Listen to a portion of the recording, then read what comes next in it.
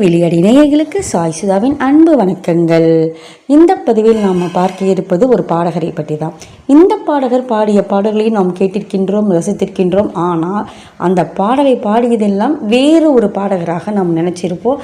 இன்னும் சொல்லப்போனால் இப்படி ஒரு பாடகர் இருந்ததே நமக்கு தெரியாமல் போச்சு அப்படின்னு கூட சொல்லலாம். நிறைய பேருக்கு இந்த பாடகர் இப்படி ஒருவர் இருந்தார் அப்படிங்கிறதே தெரியாமல் இருக்கலாம்.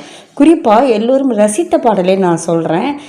ஜப்பானில் கல்யாணராமன் படத்தில் ராதி என்றாதி வாராதி அப்படின்னு ஒரு பாடல் வந்துச்சு. இந்த பாட்டை நீங்கள் யார் பாடினாங்கன்னு நினச்சிட்டு இருந்தீங்க? அதை கமெண்ட் பாக்ஸில் சொல்லுங்கள் எல்லோரும். ஆனால் இந்த பாடலை பாடியது ரமேஷ் என்ற பாடகர் தான். இவர் தெலுங்கு பாடகர்.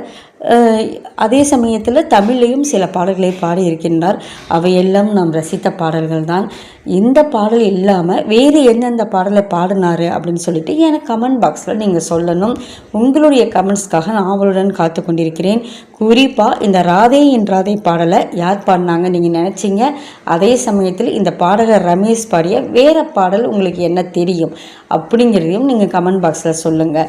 ரமேஷ் என்ற பாடகர் உங்களுக்கு இருந்தாங்க, ஏன்னா இப்போ வந்து அவர் ஏற்கனவே வாழ்ந்து மறைந்து விட்டார்.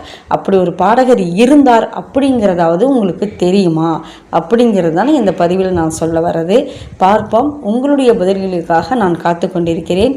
மீண்டும் நல்லதொரு பதிவில் உங்களை வந்து சந்திக்கும் வரை உங்களிடமிருந்து விடைபெறுவது உங்கள் சாய் சுதா. நன்றி, வணக்கம்.